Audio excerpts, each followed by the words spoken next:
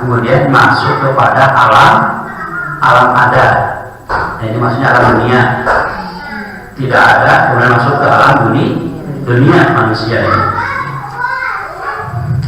Dan ini bisa juga dikuatkan dari di surah Al-Mulk ya. Alladzi khalaqal mauta wal hayata. Jadi yang pertama Allah ciptakan bagi manusia adalah al-maut.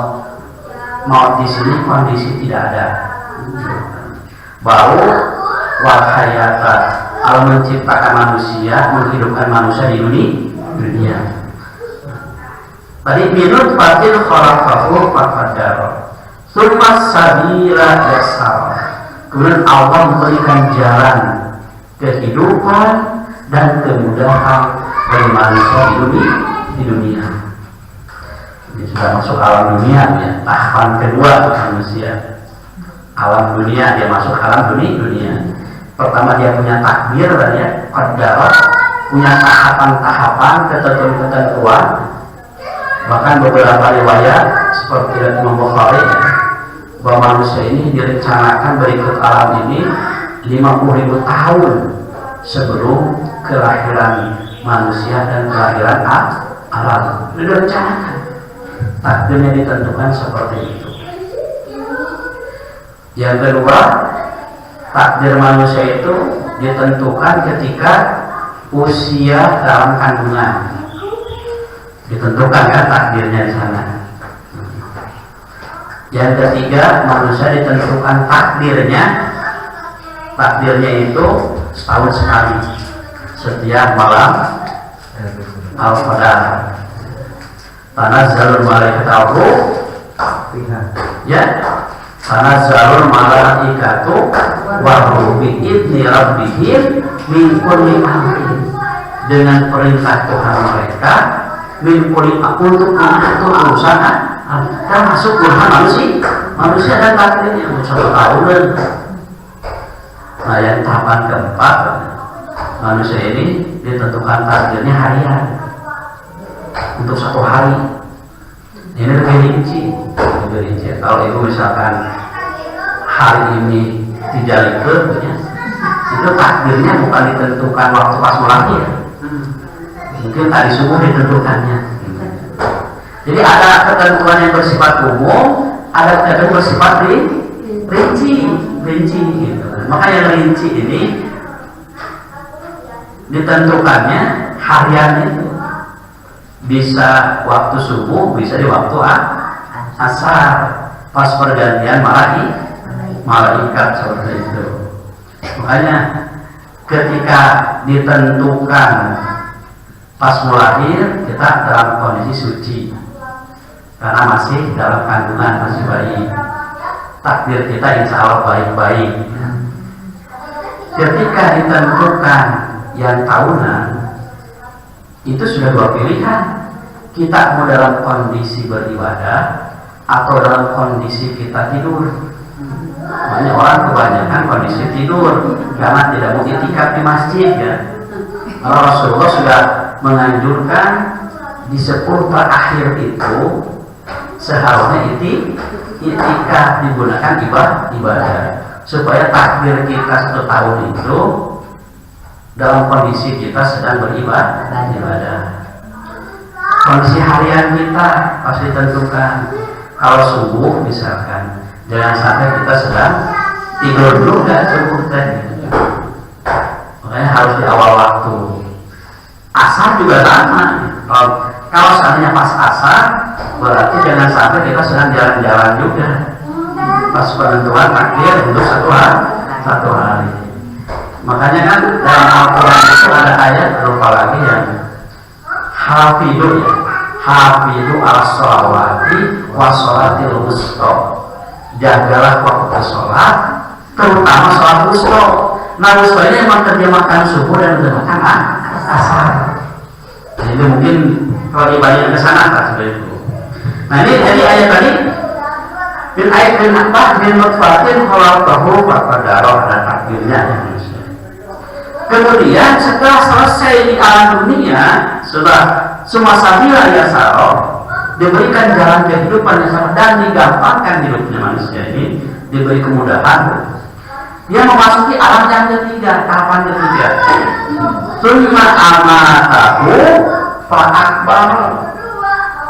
Tahapan ketiga, manusia dimatikan kemudian dikubur. Masuk alam kubur, alam barzah. Di alam tidak ada, alam dunia, alam kubur. Tapi bukan di kuburan tuh, alam kubur. Alam kubur itu kalau manusia di mana? Gitu kan? Kalau yang alam jaksa baru di kuburan, di tempat kubur rekaman. Nah kalau alam kubur, Allah yang tahu alam kubur.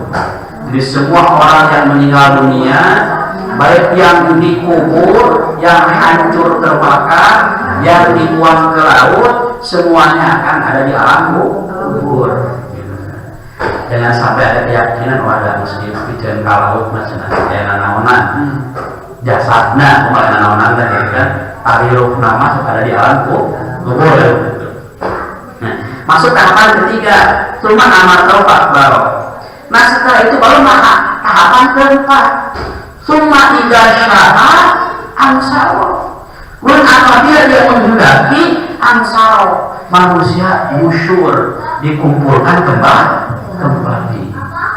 Makanya ada keimanan hari berbangkit, dibangkitkan dengan tiupan yang kedua, manusia bangkit kembali ansaro, kemudian dikumpulkan nanti di alam akhirat. Nah setelah itu ada alam lagi nggak ada, sudah manusia akan hidup selama-lamanya. Nah kalau hidup selama-lamanya berarti harus bagaimana? Harus senang berarti di surga. Karena di akhirat itu hanya dua kondisi, senang dan susah. Kalau di dunia masih ada susah, ada senang sekali kan, banyak pilihan, silakan memilih. Kalau di akhirat sudah susah dan senang, dan hidupnya senang, jadi selama-lamanya. Kalau dia susah selama-lamanya. Kalau dia senang selama-lamanya. Kecuali orang yang ada iman banyak dosa, susah dulu, suatu waktu menjadi senang. Sehingga kata Allah, banyak manusia yang sudah mengalami 4 tahapan hidup. Tadi apa? Tidak ada, alam dunia, alam kubur, alam akhirat. Bila dikumpulkannya, kalau lamaya lima amaro, sekali-kali tidak kerjaan. Banyak manusia yang belum menyelesaikan urusannya. Banyak manusia yang sudah sampai di alam akhirat itu urusan di dunia belum selesai. Terutama tugas ibadahnya belum selesai. Jadi kalau kehendak Allah, keinginan Allah itu kita ibadah ukurannya 100%. Kenyataannya itu mungkin yang baru 0%, yang kafir tadi mungkin yang iman baru 20% nilai ibadahnya depan Allah. Mungkin ada yang sudah 50% ketika ke akhirat, mungkin sudah 80%, 90%. Nah prosentase tadi yang menunjukkan di mana keberadaan kita nanti. Kalau 20% siksa nerakanya mungkin lebih lama sebelum ke surga. 40% lama, masih lama juga. 60% lama. Nah kalau udah 90% mungkin nerakanya tidak terlalu lama. Tidak terlalu lama untuk bisa surga. Kan jelas tadi. Kalau lama ya tadi amal. Sekali jangan manusia itu belum melaksanakan apa yang diperintahkan oleh Allah kepadanya. Jadi jarang sekali yang sudah selesai dari tugas padahal ajal sudah menjemput. Ya sudah selesai mungkin pertama Rasulullah ya terjamin 100%, yang kedua 10 sahabat yang diwajibkan masuk surga sudah 100% selesai. Nah mungkin selain itu di bawah 100%. Dan 90, 80 sampai mungkin 10% pelaksanaan tugasnya. Kemudian yang bagian yang ketiga, bagian ketiga ayat 24, 32. Tadi menjelaskan tentang karunia Allah yang menjadi kebutuhan manusia. Nah, ayat-ayat ini kembali memperbandingkan tentang kekuasaan Allah untuk membangkitkan manusia. Karena Allah mampu menciptakan apa yang menjadi kebutuhan manusia di dunia. Ini falyanzuril insanu ila ta'ami. Hendaknya manusia melihat kepada makanannya.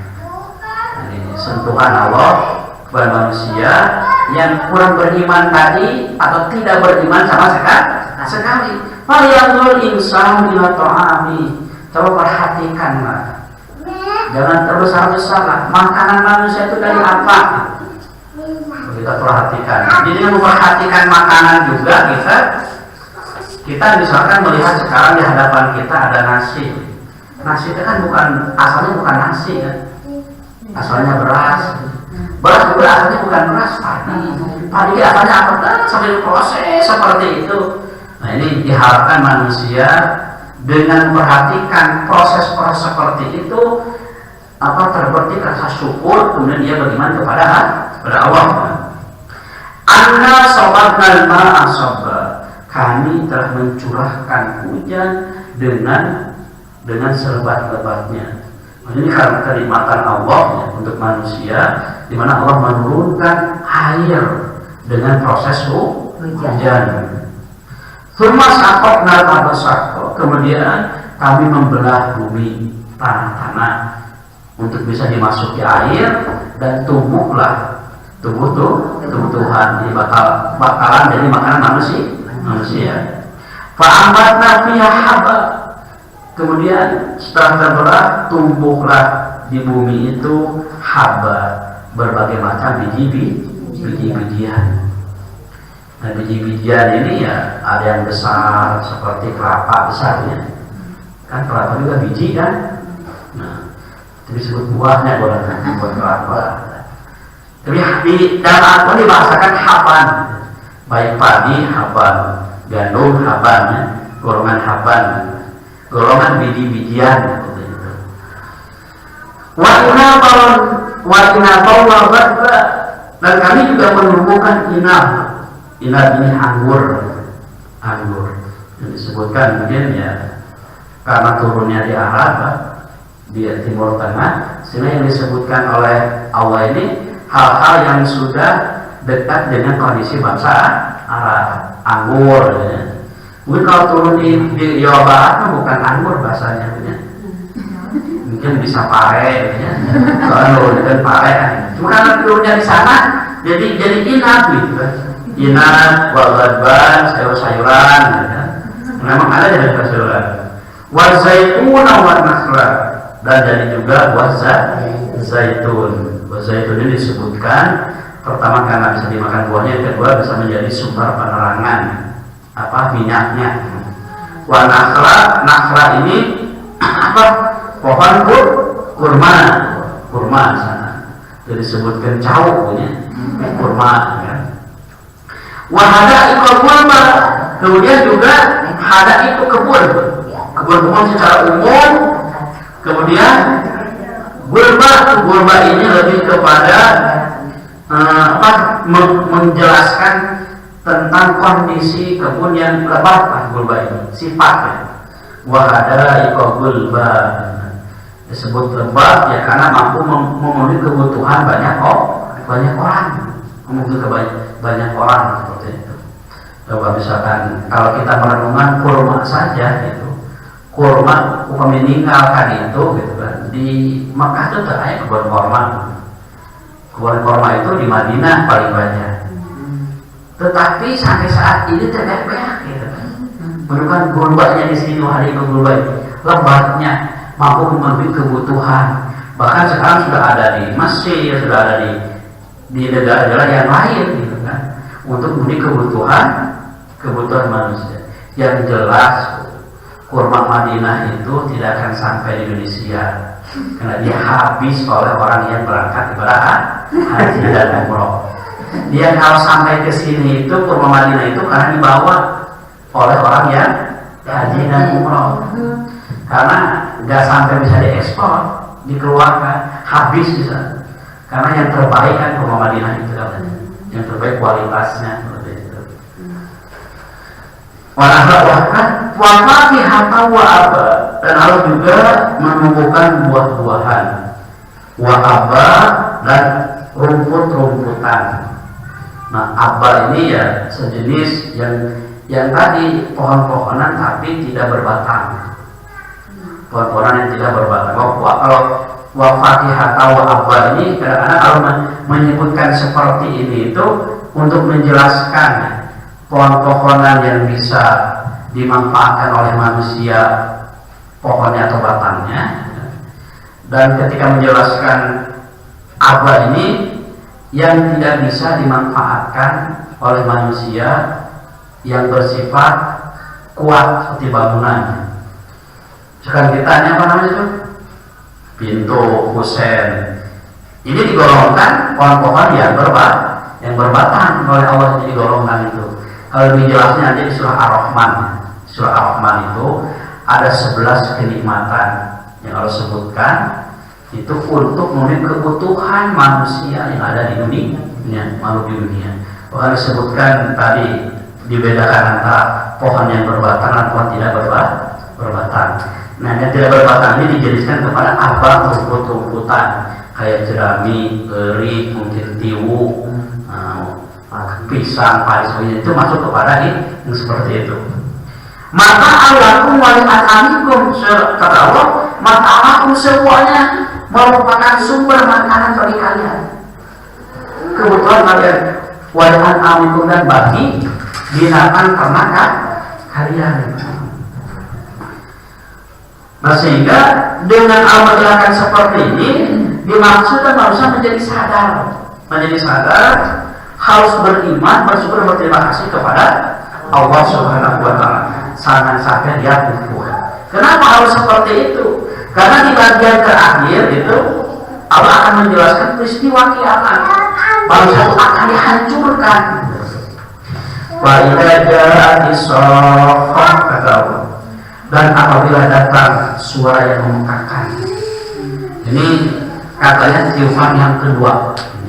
Soalnya tiupan yang kedua, dibangkitkannya kembali manusia setelah terjadi kiamat, dihancurkan, dimatikan seluruh orang. Di mana manusia ketika dibangkitkan jadi bingung, kayak orang yang bingung setelah dibangkitkan itu. Jadi orang yang bingung karena memikirkan kesibukan masing-masing. Dia sibuk dengan pikirannya masing-masing. Apalagi kalau didapatkan neraka jahat, mari bisa seperti itu. Yang kedua, pada hari itu ketika dibangkitkan manusia keseluruhan, dia seseorang akan lari dari saudara, akan meninggalkan saudaranya. Wa ummihi wa abi, kemudian meninggalkan ibunya dan bapaknya, lari dari ibu dan bapaknya. Wa sohibatihi, dia akan lari dari kerabatnya, temannya, yang mengartikan pasangan hidupnya. Kalau suami ada dari istri, istri dari suaminya. Wa bani, dan dari orang tua dari anak-anaknya. Jadi kalau di tafsir ini dijelaskan, ini sebuah proses yang menggambarkan ketika di alam dunia juga manusia akan seperti ini. Maksudnya manusia ketika dia disibukkan dengan urusan di dunia, yang pertama akan mual-waluhnya dulu nahilan. Jadi orang kalau sudah dia sudah sibuk dunia, mungkin punya sombong ya, karena punya jabatan kekayaan seperti itu. Kalau tafsir ini kata yang pertama akan dia lupakan saudaranya, adina atau lanjutna, itu kan yang pertama dilupakan. Selanjutnya yang akan dilupakan oleh orang itu adalah ibunya. Padahal seharusnya ibunya itu kan harus harus dihormati kan. Yang ketiga baru nanti akan dilupakan ke bapaknya. dilupakan. Kemudian akan dilupakan itu istri atau suaminya, kemudian akan dilupakan itu anak-anaknya. Setelah itu manusia lupa daratan kan seperti itu. Itu proses menggambarkan di akhirat itu seperti juga ternyata. Di akhirat yang melupakan saudaranya, dilupakan orang tuanya, dilupakan terus pasangan hidupnya, kemudian anak-anaknya. Nah, kalau di akhirat memang kenapa likulli mri'in minhum yawma idzin sya'nun yughni. Setiap jiwa, setiap orang di antara mereka pada hari itu sya'nun yughni, karena memiliki kesibukan masing-masing, kesibukan masing-masing. Sudah tidak peduli, jangankan dengan orang dengan dirinya juga sudah tidak peduli. Bahkan Rasulullah ketika menggambarkan kondisi seperti itu, ketika dikumpulkan dalam kondisi manusia tidak berpakaian, dibangkitkan itu, sehingga para sahabat bertanya, ya Rasulullah, kalau seperti itu kita bisa melihat orang lain dalam kondisi tidak berpakaian. Kata Rasulullah, kalian itu tidak akan diingatkan kepada yang seperti itu, karena saking takut dan sibuknya tidak terpikir hal-hal yang seperti itu. Ya, wujuhu yawma idzin musfirah. Setelah seperti itu manusia terbagi dua golongan. Ada golongan yang wujuhu yawma idzin musfirah, yang wajah atau muka-mukanya pada hari itu musfirah, jadi ceria, penuh kegembiraan. Dhahikatun mustabshirah. Dhahikah itu artinya tertawa saat ini itu. Jadi penuh dengan apa? Kalau diartikan di sini, tertawa dan gembira ria. Tertawa dan gembira ria. Golongan yang kedua adalah wujuhu yawma idzin, orang yang mukanya itu seperti bentuk debu. Coba bahkan dihalang oleh kegelapan, sumpah malamnya, mana itu sumpah. Udah ikhumul kafaratul fajar, dan mereka itu adalah orang-orang yang kekafirannya melampaui batas, atau kedurhakaannya itu melampaui batas. Itu mereka orang kafir yang durhaka kepada Allah Subhanahu wa Ta'ala. Nah, itu beberapa tafsiran dari ayat-ayat di surah Abasa, di mana kita bisa menggambarkan mulai dari kondisi proses dakwahnya Rasulullah, kemudian dibawa kepada kemampuan atau kekuatan ajar Al-Quran bisa menjadi peringatan pembersih bagi manusia. Selanjutnya juga digambarkan tentang bagaimana manusia itu bisa jadi kafir, padahal dia memiliki proses hidup yang sangat rumit, memiliki 4 tahapan dari kehidupan. Al-Quran menjelaskan makanan manusia, apa yang harus dia harus yang menjadi asupan bagi dia dengan prosesnya tertentu, di mana manusia diharapkan bersyukur kepada Allah SWT.